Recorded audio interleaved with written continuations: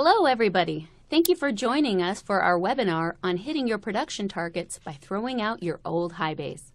My name is April Lisenby and I will be your moderator today. Before we get started, just a few housekeeping items to go over to help you get the most out of your time today. Hopefully on your screen, you're seeing several widgets or small windows. On the top left is the Q&A widget. Type a question at any time and we'll answer as many as we can before we get to the end of the webinar. There's a media widget so you can hear us. Below that is our speaker's bio and contact information. The big one in the center is where the presentation itself will be displayed. And finally, there is a survey. If you have to jump off early, please take a moment to answer those 4 questions. On the bottom of your screen, you'll see a series of icons. Going from left to right, these are Help, Slides, Media Player, Q&A, Speaker Bio, and Survey. You can minimize any of the widgets to get more space on your screen by clicking once on its corresponding icon. When you're ready to retrieve the widget, say you're ready to type in a question for Justin, simply click on the appropriate icon at the bottom of your screen and it will pop back up. The final housekeeping item, a recording of this webinar will be available for those of you who have registered, and we'll email you that information. So that covers the basic housekeeping. Let's get right to it. Today's presenter is Justin Moon. Justin has been in the lighting industry for almost 10 years now. Having worked with industrial customers to develop some of Acuity's most innovative industrial products, Justin has spoken with literally thousands of facility owners and managers and workers. It's my pleasure to welcome Justin Moon. Thank you, April. Well, I hope everybody's having a great day so far. Hope you had a great Thanksgiving. And, now we're getting ready to gear up for the holidays. So thanks for an hour of your time today. The ultimate goal for today is to arm you with facts on upgrading to LED in your industrial space. So we're going to look at 3 specific areas when it comes to that today. There you go. We're going to look at the cost. What are the specific costs that are draining your facility? We're going to look at the solutions and how the LED and controls can reduce those costs, and the path. So we're going to finally look at how you can achieve the results at the lowest possible cost to you. So with that, let's dive right on in. It all starts by examining your business goals in your specific facility. Today we're going to call these metrics. So metric 1 up there on your screen, increase profitability. So lowering your operating cost through more efficient operation. So think of things that are going to increase your productivity, you're going to reduce your overall cost. These are the things that I know you focus on the profitability side. Metric number 2, reduce maintenance and waste. Reducing the downtime that comes with maintenance and waste, the lost production time, reducing those safety issues. So that's a big one that when I've been out talking with industrial customers, this is a big one. The last one, improve quality. So improving the quality of the product, the service, the work environment, just about every aspect of the operation. You want to improve the quality, and in a lot of cases is going to reach that bottom line as well. There are forces within your current facility that prevent you from achieving these metrics. We're going to call these roadblocks. The first one, very obvious for a lot of people in industrial facilities, is going to be energy bills. It's a very high cost. Depending on that type of application, can be as high as 60% of the energy bill, and government's forecasts say it's only going to get higher in the future. Second roadblock, lighting maintenance. So think of all the time and energy and money you spend doing lamp and ballast maintenance. You got to pay for the components, you got to pay for somebody to get up on the scissor lift, you got to pay for the scissor lift. You know, some of the facility managers that I've talked to spend about $150 per fixture just to change out a lamp. And that doesn't even factor in the downtime that you miss by having to block off an aisle or shut down production. Last one, insufficient lighting. This one's very difficult to quantify with hard numbers, but probably the most important. It's the most important one for me. Think about the safety issues. You might have productivity issues from picking or production, quality issues if you miss something, and sometimes just employee morale issues, right? It's difficult to see. That could lead to a myriad of things happening in the facility. Over the years, I've had great opportunities to talk to a lot of different facility engineers, managers across different sectors, from food processing, manufacturing, on the metal side, transportation. And it always is interesting how much is spent on lost production. So I want you to think about your own facility for a second. You know, how much is an hour of your time worth? How much is an hour of your production time worth? You know, what about your maintenance crew? You know, spending an hour changing out light bulbs or ballast instead of doing something more productive, right? So I hope you have that example in your mind. I want to give you a few that are from some different people that I've spoken with. So one prominent food manufacturer, so every hour of lost production cost them $3,000. Right, it was a very hardcore kind of operation. In addition to that $3,000 of lost production, they had to do some interesting stuff on the maintenance side, right? Building special scaffolding that actually went over the line, and some other things that cost them additional money on top of what they lost in production. So a metals manufacturer, so they had to shut down the furnace, cost them $400,000 over 3 days. In a lot of cases, they were doing some other maintenance, but anytime they had to do, that was the cost if they had to do lighting only maintenance. And so in this case, they shut it down to do a few other things, and while they were at it, they changed out to LED to save some money. So an automobile manufacturer, $10,000 a day to shut down a particular line in the plant. Again, that's a huge cost in addition to what it took to do the lamp and ballast maintenance. A last one, this was a very funny kind of story. So one metals manufacturer, they used the crane to do the maintenance on the HIDs. They had them mounted at about 85 feet. So they used the crane to kind of go do the lamp and ballast maintenance. And by using the crane, they had to spend $3,000 a day just for the quality inspection. So the OSHA guy could come and inspect that, hey, the workers are indeed doing this safely instead of just jumping on a ladder on top of a moving crane. And then you had the lost production, the labor, and all the component costs in addition to $3,000 a day. And it took them about 3 to 4 days to get this done, which was quite remarkable that they would spend that much money on old technology. Wow, that's a lot of money that we're seeing being wasted essentially just to replace lamps and fix high bays. So Justin, when you're out there, what do you see our customers doing to minimize that maintenance and downtime in their facilities? Well, right now, the biggest one, especially in industrial places with the high wattage fixtures, is changing over to LED. That's the big thing, right? That's the better way right now, and that's what LED's promise is, to kind of alleviate these roadblocks so you can hit your metrics. So looking at some of the promises, right? LED's promise energy savings. Probably everybody listening to this understands this completely, right? That's probably the first reason that you would even look at LEDs, is what you've seen out there as far as what it promises. Right, sometimes 50, 60, 70, 80, in some cases even 90% savings on your energy bill. So that's that first promise right there, and that hits right towards increasing that profitability right away.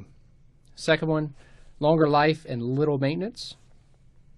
That's that second promise, right? You right now are doing sometimes yearly maintenance on your traditional technology, and so LED promises in a lot of cases, a virtual maintenance-free kind of operation. So you've got a very long life out there. Last one, better sustained light levels. This goes right after that roadblock number 3, and to improve the quality. and this is probably the most important that when I talk to different facility managers is what LED does in terms of the light levels is remarkable.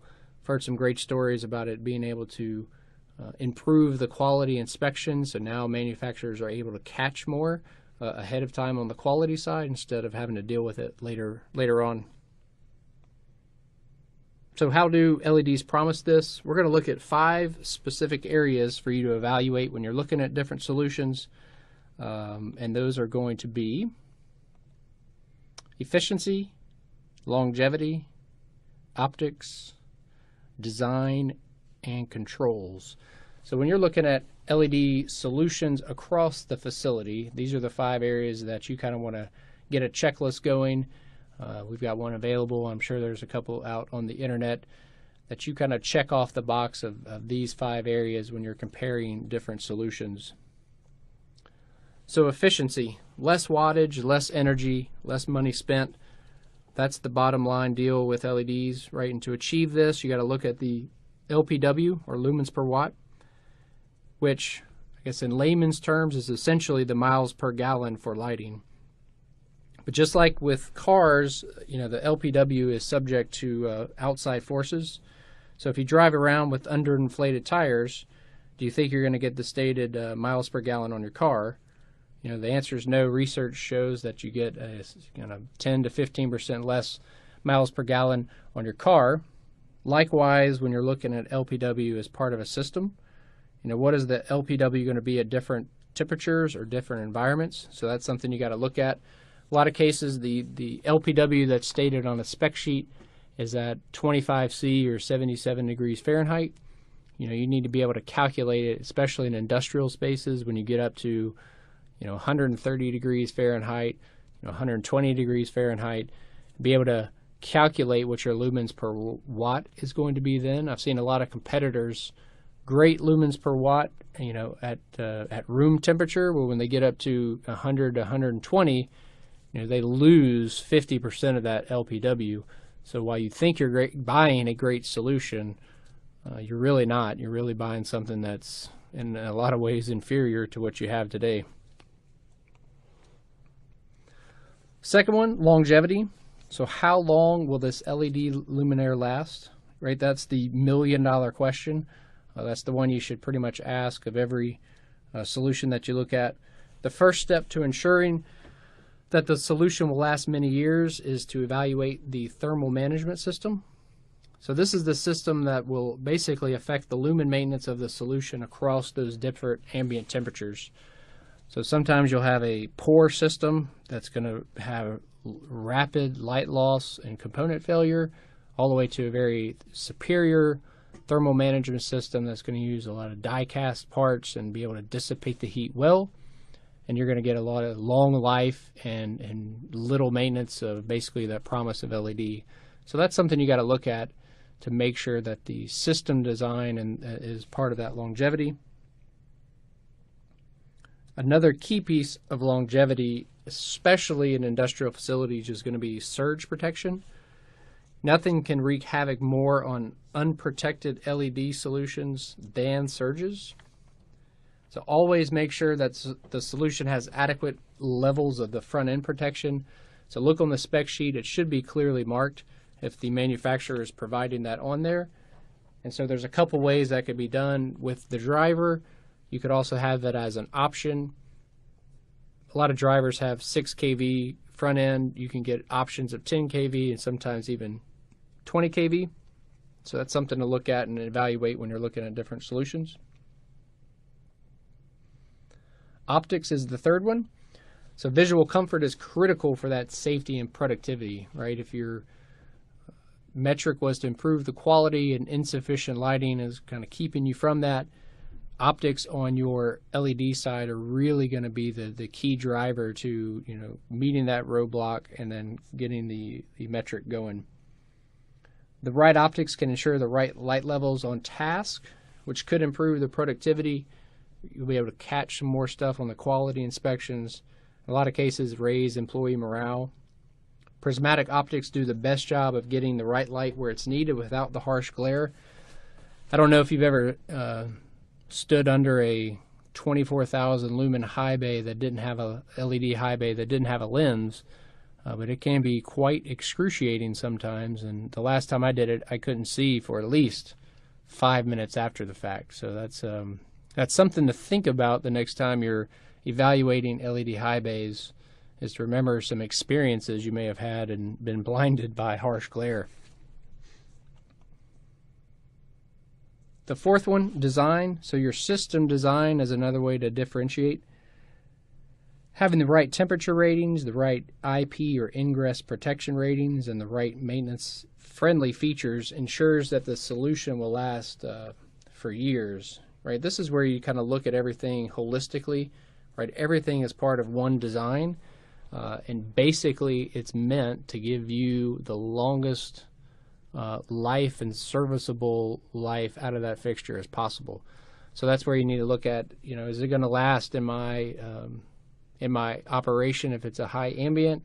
Is any dust or water going to be able to get inside of the fixture?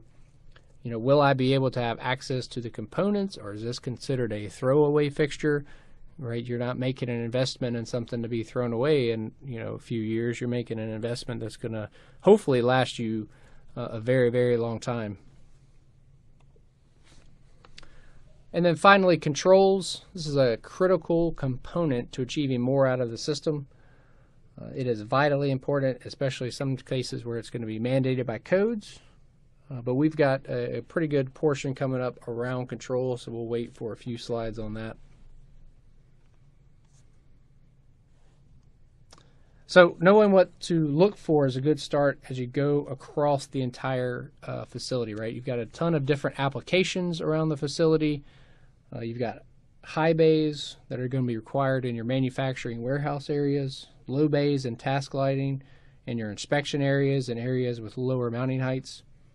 And then you get onto the host of outdoor stuff that you're going to have, area lighting for the parking areas and driving areas, flood lighting in the large truck yards and large outdoor spaces, your wall packs for building exterior and security, and then finally office lighting for offices, meeting rooms, conference rooms, etc. And then all of that networked together with controls really gives you the keys to success that you're going to need. So we're going to look at some key things to evaluate with different solutions in each one of these. In the high bay areas, which is the bulk of the energy usage and maintenance spend in manufacturing and warehouse spaces. So 2 things to consider in addition to the 5 we already talked about. So when you kind of look at high bays, you've got your 5 areas to consider. But here are 2 more specifically around high bays. So what we've seen is that you need to look for that efficiency to be above 140 lumens per watt. And you need those high L values at 100,000 hours. There's a lot of great solutions out there that will say they've got high LPW, but you need to look at it again at that different ambient temperatures to make sure that it's getting you what you need. And then on high bays, the optics are going to be crucial, right, to get the right light levels at the high mounting heights. In a lot of cases, could have 40, 50, 60, sometimes even 100-foot mounting heights. So having the right optics that are going to get the light down to the task is huge. And this really ties back to, if you have the right light, you're going to be able to improve the quality. Those high L values are going to be able to go back to your metric of reducing your maintenance and your waste, and efficiency is going to give you better profitability. So one from the Acuity line, so the Lithonia Lighting iBeam IBG, recently launched a few months ago. Right now it's the most configurable high bay on the market. Plenty of configurations. I think I was at a meeting for it the other day. There's actually 13 million different configurations that you can make from the spec sheet. I'm not quite sure if that's a comment or not, but there you go. It is the most configurable high bay that's out there. So looking at LED task lighting, what are those 2 specific things around task lighting? Multiple optical choices that ensure the optimal light on task. Again, when this is right above your head and you're trying to get the task done, the last thing you want to be illuminating is the floor. 10 feet in front of the bench. You want to be lighting it right where where the action's happening on the production side. And then the right ratings, ambient and IP, and that design that's going to withstand some of the harsh environments. I've been in a lot of manufacturing facilities, and their task lighting is right there on the floor level, right above the bench. Lots of dust, and you can see all that dust getting inside those lensed fixtures and just kind of wreaking havoc on that. So you need to make sure that that the optics are getting down, and that you got the right system design in place that's going to give you the longest serviceable life out there. The FEM LED, many features and packages make it ideal for industrial facilities. The fluorescent version of this fixture, there's probably hundreds of thousands out there in industrial facilities, so the LED version does a great job. Good optics that get it down and help you get the job done. LED area lighting, so think of your parking lots, truck yards. Those two things you want to consider for that are going to be, look for 20 plus years of service life and efficiency numbers that save at least 75% against HID. And then precision lenses that direct light to the target area. Your mission with area lighting is to light the parking lot or the truck yard or kind of the road, not the garden 10 feet behind the pole, or the grass behind the pole, or the trees to the side of it. And so that's where those precision lenses get in, so you get all the light that you need to. In a lot of cases, these optics are going to allow you to reduce fixture count or get a different size fixture and save you even more in the long run, improve that quality and reduce that waste. The D series LED is just one of many that does this. Modern styling, great performance numbers, does a great job replacing your traditional HID systems that are out there. On the flood lighting, think of your large truck yards, industrial areas, loading docks. Very similar to the area lighting, you need that long service life. Last thing you want to do is get on top of your building and have to change it out. And we've seen that this type of fixture can save up to 10 expensive lamp changes. These replace 1,000-watt HID, so you're saving a significant amount of money on your energy bill as well. But you want to make sure that you're getting that right package that's not going to be sacrificing any of your illuminance. You don't need lower light levels in that industrial yard than safety would have you have.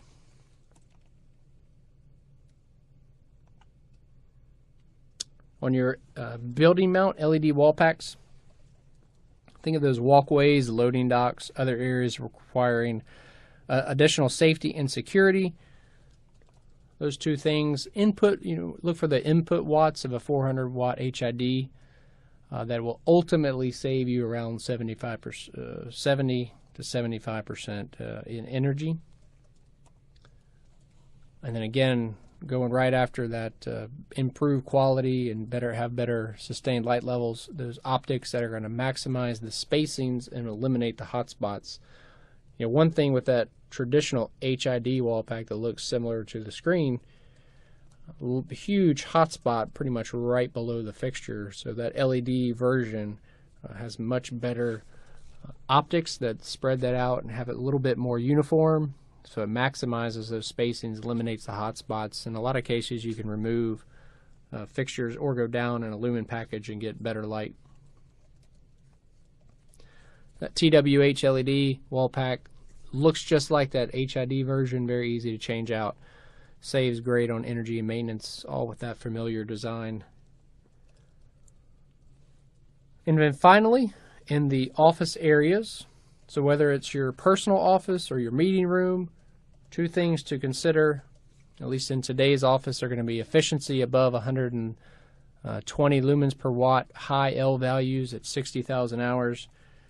And then look for those volumetric distributions that are going to remove shadowing and give you much better quality of light inside your office space, and that could do wonders for working inside your office. Last thing you want to do is work in a cave.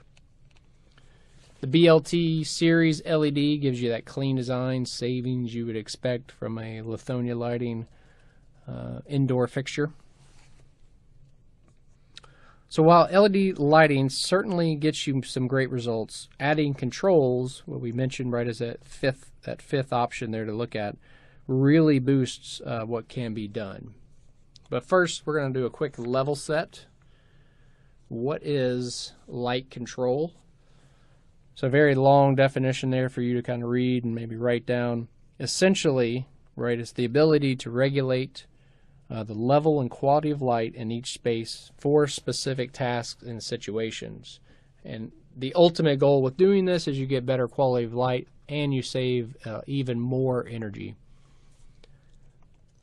So, why have lighting controls? Well, today, in a lot of circumstances, they're going to be required by code, and as we're seeing more codes come out in different versions, like ASHRAE 2015 is pretty much coming on board now as well. You've got different levels of this being required depending on where you are. Right, the IECC 2015 offers certain things. Title 24 out in California, a little bit more strenuous in what you have to do, especially on the industrial side. And a lot of these are just considered best practice if you want to save sometimes up to 80% in additional energy savings, which is going to reduce the maintenance and increase that longevity of the system. So there's a ton of different strategies that you can do to implement controls. We're going to look at the top 5 or 6 here real quick. That first one's going to be occupancy sensing.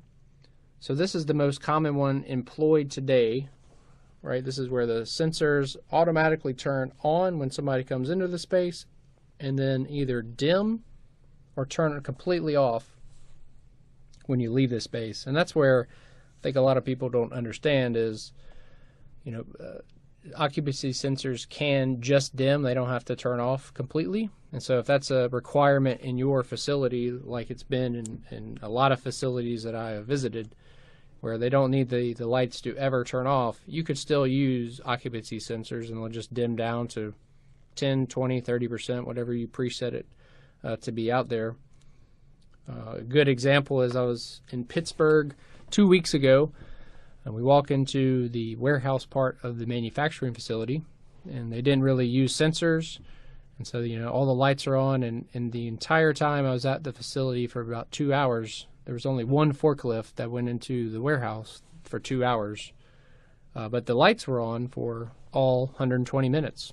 So for 120 minutes, pretty much wasted energy for one guy to go into the warehouse. So just using even an occupancy sensor there, if you didn't even want to turn them off, they could just dim down to 20%, have some good safety lighting per se, and then they could turn on to 100%. So Justin, how much could a facility manager or owner expect to save in terms of energy by just employing occupancy sensing? That's a good question. Thank you. So what we've seen... Oh, and you're prepared. And I was prepared for that one. So anywhere from 15 to 55% if it was done alone. There's some cases I've seen it even sometimes higher, but generally depends on your type of facility. You could save that much. That example I just gave, they would have saved a lot of energy had they used it in the warehouse area.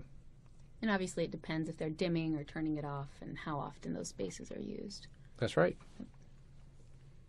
So the second one, daylight harvesting. So automatically adjust the use of your electric lighting in response to the amount of daylight available. So if it's a cloudy day or the sun's not up yet, you're going to have your electric lighting on at 100%, so full on. Oh, and all of a sudden your sun comes up or the clouds go away, and now your electric lighting is going to dim down to kind of the preset that you've given to you have your overall illuminance or foot candle levels. And so what you could do is easily program the sensor to say, I want 50 foot candles in my manufacturing area. And that sensor will look at how much ambient light's coming in through daylight and then adjust your electric lighting to make sure that you maintain 50 foot candles throughout the day. So as the sun peaks up or goes down, you'll be able to save additional energy and still have the right amount of light in your facility. And that's going to save typically anywhere from 15 to 45%. Number 3, auto scheduling. So controlling your light and other equipment based on time of day, business hours, day of the week, other events, production schedules, any of that kind of stuff. So example would be 6 o'clock. Everybody's coming into the office. You're going to go 100% on. At lunchtime, as people are kind of going in and out for lunch, you'll just go ahead and drop it down to, let's say, 80%.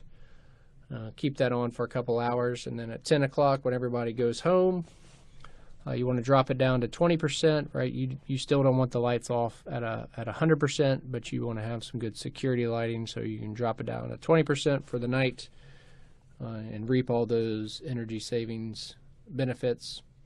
Typically saving 10 to 40%. Number 4, load shedding or demand response. So selectively reduces the load of a system on a temporary basis to avoid your peak pricing. So all of a sudden you're full on for the day, your production's going well.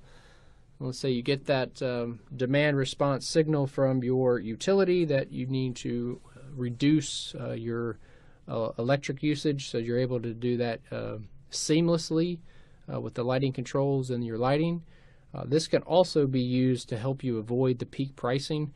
If you're measuring how many kilowatts that you've used and you know you're coming up onto the next tier of pricing, then you can kind of scale back your use there and hopefully avoid that next tier. There was actually one manufacturer that did this, and they actually saved the entire year by using this strategy, because their utility rate was set in a specific time period. So whatever rate that they got up to based on usage is what was set for the entire year. So they used this strategy to say, you know what, want to make sure my rate stays low for the entire year, which was actually pretty smart. Yeah. Typically 20 to 40%. In a lot of cases, that could be yearly savings that you don't, in addition to just your energy stuff there. Task tuning.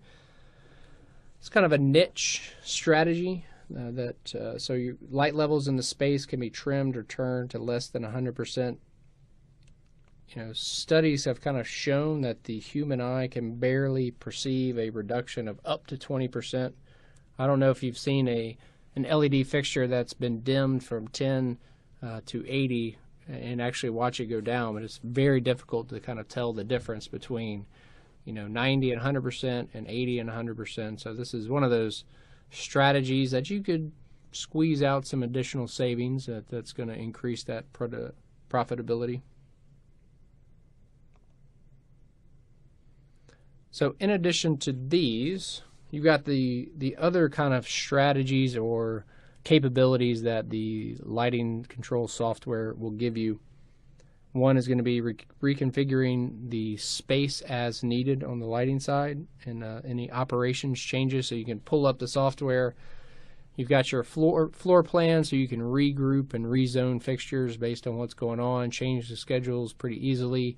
You can go in and change the occupancy sensor timeouts and the dimming levels of the sensors. You could change the amount of daylight that you want it to respond to. So it really gives you the flexibility to change just about anything on the lighting side. You can optimize it for energy savings, occupant comfort, and then monitor the system operation for your improved maintenance. So Justin, obviously controls are an important energy saving strategy, and I think you mentioned they're often required by codes throughout the country. How can owners and operators balance their need to keep their operating costs low with these types of control strategies, but also meet their need to minimize their upfront cost or overall cost to upgrade or retrofit their facility to an LED lighting and control solution? So there is a lot of good information that's out there and a lot of good programs to really reduce that upfront cost, and in some cases even finance it and pretty much get rid of it completely. So there's three specific ones we're going to talk about. So you've got utility rebates. There's actually an EPAC tax deduction type rebate, and then you're going to have financing. So looking at utility rebates, first off, I hope everybody knows that in certain areas, right, utility companies offer rebates for your energy saving projects, and most that we've seen offer substantial rebates on the LED side. So I did some quick research online. We can obviously share any of that with you that you're interested in. So one utility offers between $45 and $90 per LED high bay. There was another utility that offered $100 when replacing a 6-lamp T5HO. Another utility offered $120 to replace the 400-watt HID. And these are just the numbers to replace your high bays.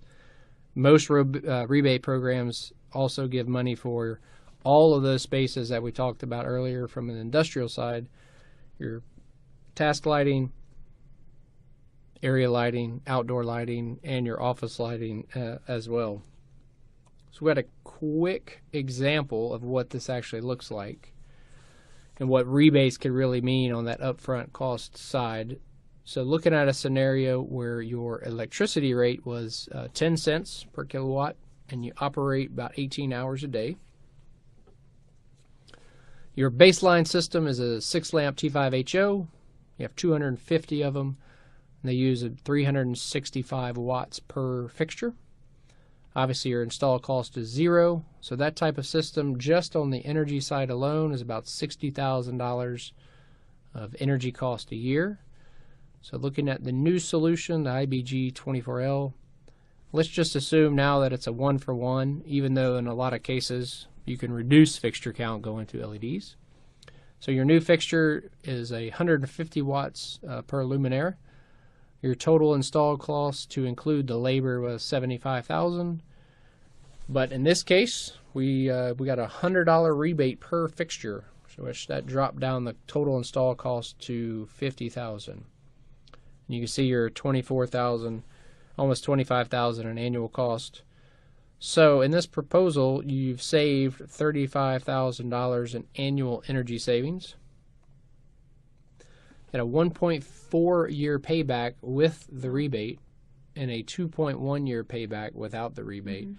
So that's the power of these rebates, and especially on the high bay side, they make a substantial amount of difference when looking at that project. You know, basically 0.7 years off of the payback, and I've yet to meet anybody that the payback was under 2 years, that it wasn't an instant yes. So the next incentive that's out there is the EPAC 179D. Sounds like a government name, doesn't it? Absolutely. That's precisely what it is. So, without being a tax expert or lawyer, I could tell you that the EPAC is an accelerated depreciation tax deduction for qualifying interior energy savings projects completed by the end of this year. So Congress, about this time last year, re-upped it for 2016. So I guess we'll see what's going to have to, if they re-up it again for 2017. The good news is, as long as the project is completed by the end of the year, they could still qualify. And in fact, EPAC is structured in a way that if there's been an energy saving project done in the last couple of years, you can go back and claim that as well. So what can lighting, how does this apply to lighting?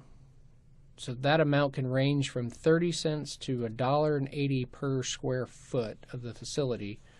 In a lot of cases, those high bays could often qualify for $1.80 per square foot with just the energy, with just the lighting alone, without having to factor in controls.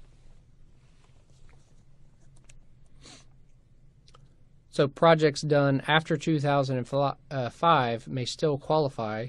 You'll just have to look at some of your tax depreciation schedules. Major caveat is going to be, please consult with your tax advisor to determine the specific tax treatment appropriate for your company. Right? Don't just trust me and the 3 slides that I showed you.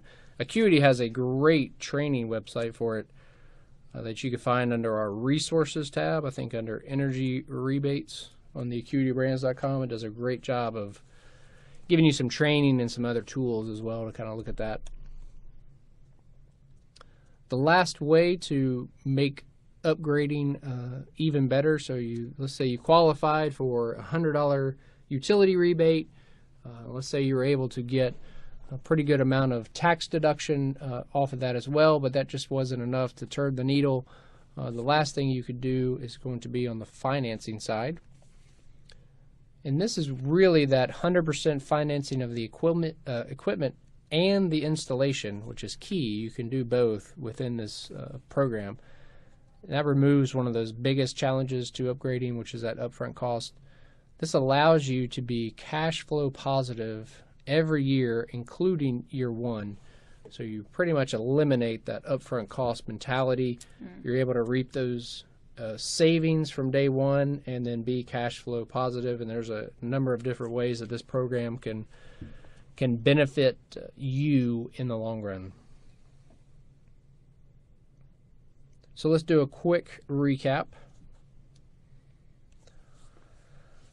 So we talked about what your metrics are, what roadblocks prevent you from meeting them, and we talked about how upgrading to LED, unifying with controls, and taking advantage of rebates and financing will ultimately help you increase your profitability, reduce your maintenance and waste, and improve your quality. We looked at those 5 things that you need to look for in those solutions, which I hope you wrote those down. And so that's a big key there. So what is your next step? We all have next steps after this, right? I may get done with this and go check some emails and catch back up on my task list. You may have some other stuff that you're going to do today. Hopefully it'll be, hey, I want to learn more about, some of the things we talked about today. So we've got a team of people here that can give you specific information around financing and rebate assistance. So if you want to learn more about the rebates that are available in your area, we've got a number of rebate specialists that you could talk to about the utility rebates, the tax deductions. So you can click on that box.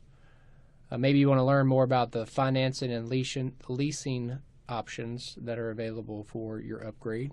You can click on that one. Maybe you're not sure where you want to start. We can help with a free, no obligation assessment. So we got a couple people that can come in and just kind of really just do a quick lighting assessment. So what they'll do is just come into your facility, take note of what you have in the space, make some different recommendations, some different strategies employing some of the things that you've heard in this presentation. Or maybe you want a free energy audit of your facility. So you can click on either of those 2 if those interest you. And we got some people that are ready to help you make the best decision and save as much as you can in your facility. Back to you, April. Great. What else we got? All right. Well, thank you so much, Justin. Before we jump into the Q&A portion, just a reminder to please fill out the survey located on your screen. If you have to jump off early, it should take no more than a minute for questions. Otherwise, if you have a question for Justin, please type it into the Q&A box and we'll see how many we can get into. And while they're doing that, Justin, I have a few questions that kind of came up as you were talking. You talked originally about getting a superior lighting system that will perform at high temperatures. Obviously, this is a big deal for manufacturers and since across the board. What types of qualities should they be looking for when they're looking to light a steel manufacturing plant, for example, or something that requires a lot of high temperatures? Okay. So the first thing to look at is that, remember when we talked about longevity, system design, so that thermal management system is a part of that inherent system design. So that's something to always remember. Where I've seen that play out the best way is separating the LEDs from the power supply so that you can dissipate the heat of each of those components differently and in more efficient ways. And that could come down to the different ways to utilize heat sinks. If you're trying to get into very high ambient temperatures, you may need to have some die-cast or extruded aluminum type of heat sinks. Sometimes in conditioned environments, you can get away with different types of heat sinks that aren't as robust, but then still provide adequate thermal management. All right. You've touched on this a few times, the 5 aspects that industrial facilities should focus on when evaluating their lighting needs, and those are efficiency, longevity, optics, design, and controls. In your experience, which of these is most important for an industrial facility?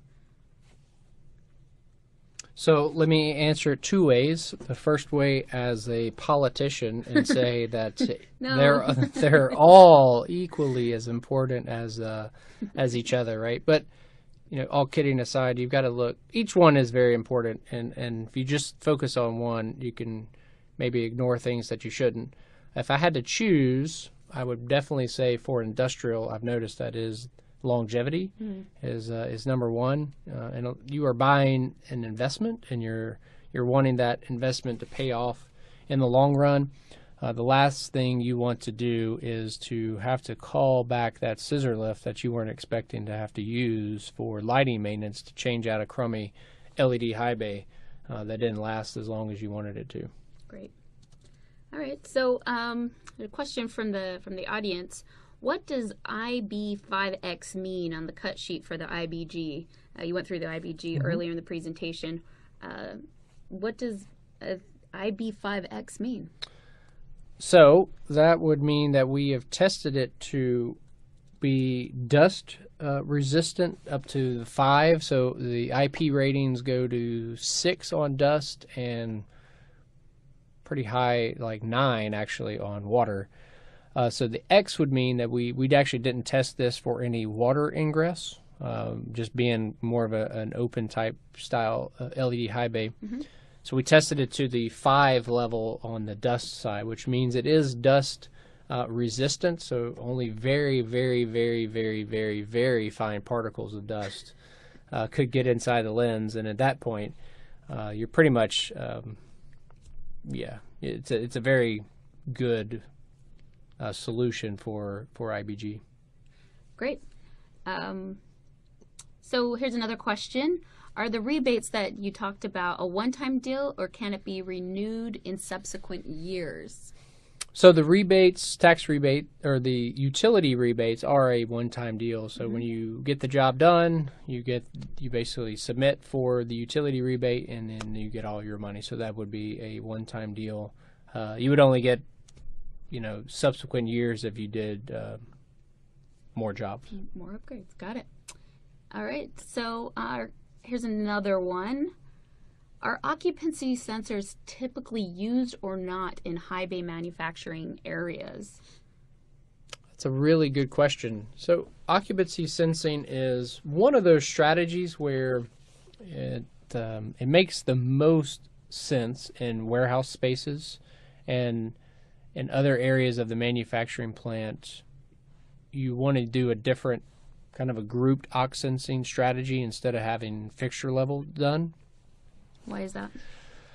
In a lot of cases, some of the machines that are moving can give you some false readings on all the occupancy sensors that are out there today. So it's kind of better to group them all together in a place where, hey, if this one machine's running 24/7, it doesn't automatically trip it. So just depends. That's why it's a good idea to have your facility kind of assessed to figure out which control strategies that you can take advantage of. Sounds good. All right, so it looks like we have time for one more. You actually did a really great job putting a pretty compelling reason why switching to LED is so important in high bay, for high bays. What do you see being the biggest misconception about LED and controls that's making facility managers and owners hold off on making the switch and upgrading? You can get these financing, you can save on their production. What's holding them back? I think there's still the misconception that the upfront cost is too great of a barrier, especially looking at that rebate example that we did. You know, even if you didn't need the rebate for IB for that scenario, you were still basically a 2-year payback. And I think a lot of people still believe that LED is a 4, 5, or 6-year payback instead of it being 2 now. And then or less. Right. And then the second one is going to be what controls can actually do. You know, going back to that occupancy sensing section where, you know, sensors can dim, the daylight sensors can dim. Most people just think, oh yeah, controls, it's just an on-off game and that's it. And that's not what I do. I'm a 24/7 facility. My lights can never turn off. I can't ever use controls. And I think what you saw is there's 5 strategies that you can easily use if you're a 24/7 facility and still save 50 to 75% in energy. Great. All right. Well, thank you, everybody, for your time today. Hopefully you found this information helpful. Be on the lookout for the link to the recording of this webinar in your inbox. And please don't forget to fill out the survey on your screen so we can continue to bring you more informative webinars. If you'd like to get more information about the industrial capabilities of Acuity brands and to get, actually there's a really great e-guide. It's a free e-guide to LED high bays that you guys can access on our website. It's www.acuitybrands.com/industrial. It's there. The link is right there on your page, so feel free to click on that. Go now. Otherwise, thank you again, and please enjoy the rest of your day.